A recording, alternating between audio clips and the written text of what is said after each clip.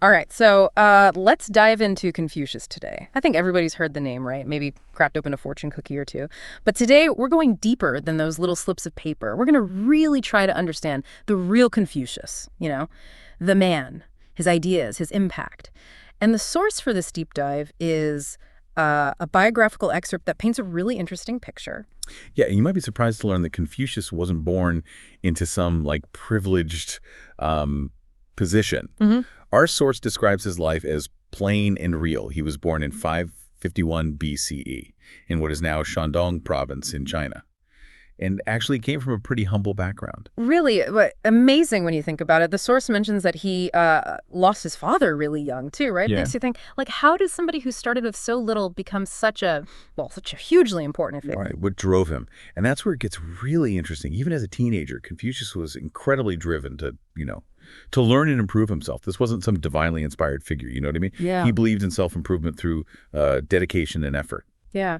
Yeah, and that commitment to learning, it really comes through in that story about Confucius visiting the Grand Temple, right? Here he is, already a scholar, but still asking all these questions about, everything. Never lost that thirst for knowledge. What do you think we can learn from that? It speaks volumes about his character. It highlights a core principle of Confucian thought, the constant pursuit of self-cultivation. It wasn't just about memorizing facts or whatever. It was about striving to become a better person through learning and reflection. So it's about more than just knowledge, just to have it, right?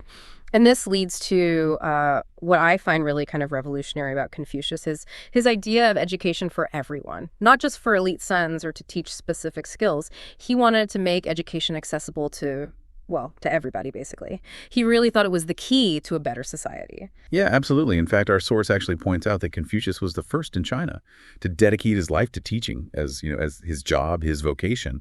Imagine the impact of that.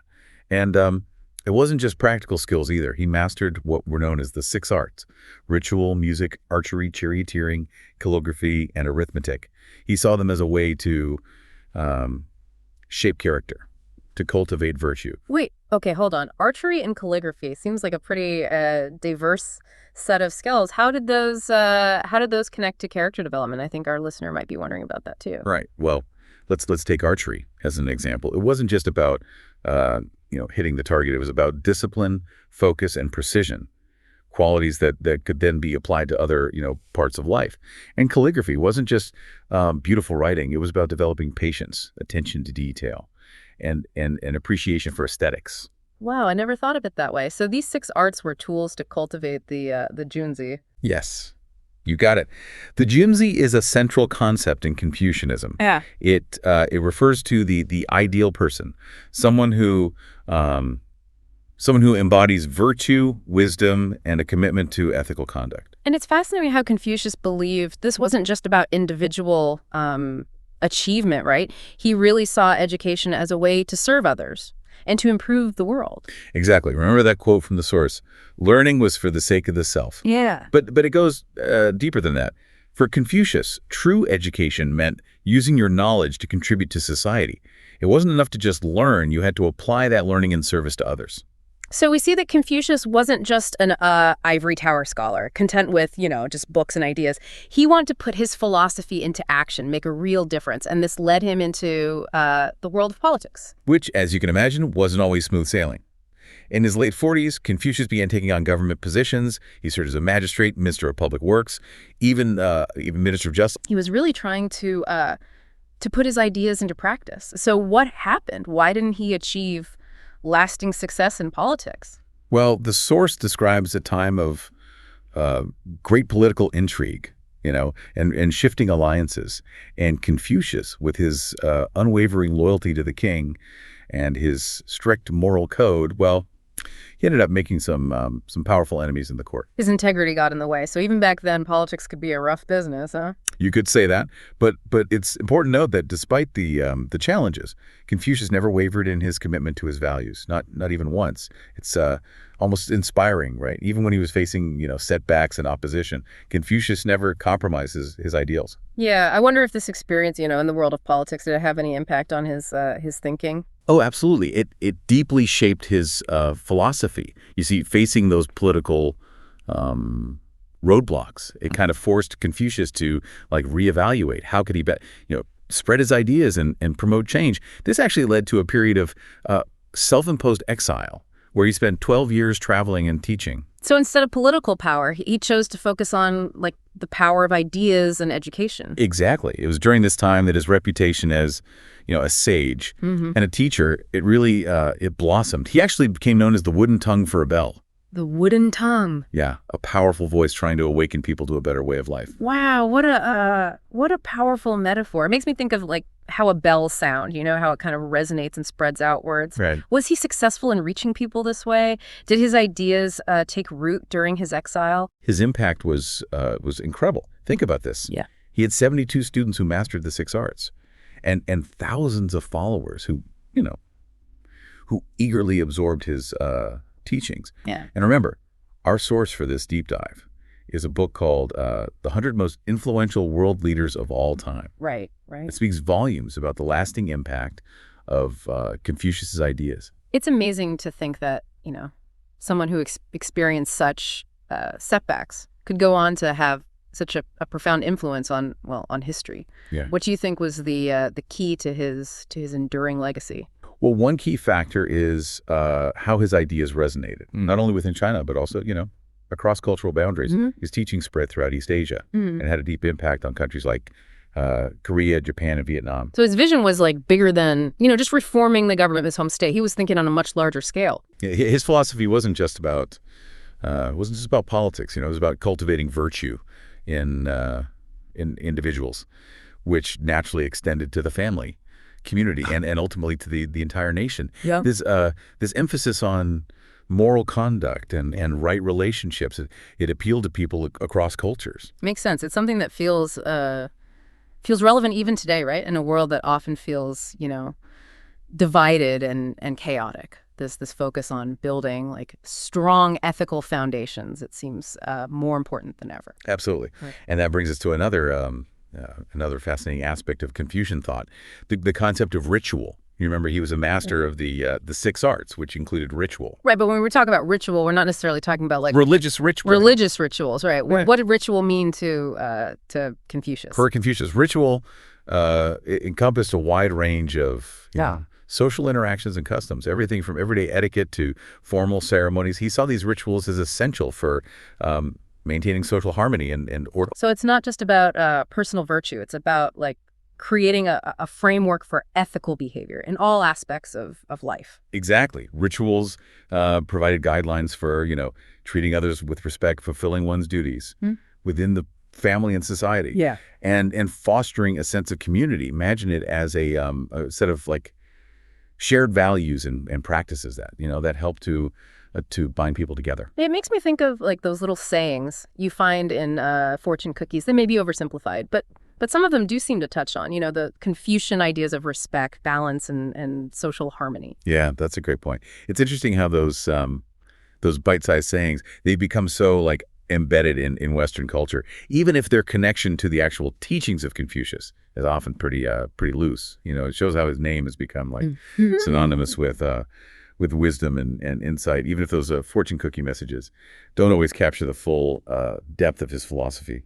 I've always wondered, though, were any of those sayings actually based on like Confucius's actual words? Well, it's difficult to trace those exact phrases back to Confucius himself, but some do reflect the general spirit of his teachings. The fortune cookie phenomenon, it highlights how his ideas have, in a way, permeated global culture, even if it's often in a somewhat superficial form. So to truly understand Confucius, we need to go beyond those fortune cookie snippets, right? We need to delve deeper into the context, the nuances, and the interconnectedness of his ideas. That's precisely what we're trying to do in this deep dive. Yeah. We're moving beyond a surface level understanding of Confucius and exploring the richness and complexity of his philosophy. And it's striking how much he achieved despite facing so many obstacles. He never attained the political power he sought, but his ideas have shaped civilizations for centuries. It makes you wonder, what would he think of the world today? Yeah, it's a question worth pondering, isn't it? What would Confucius make of our modern world? What societal problems would he try to address? Hmm.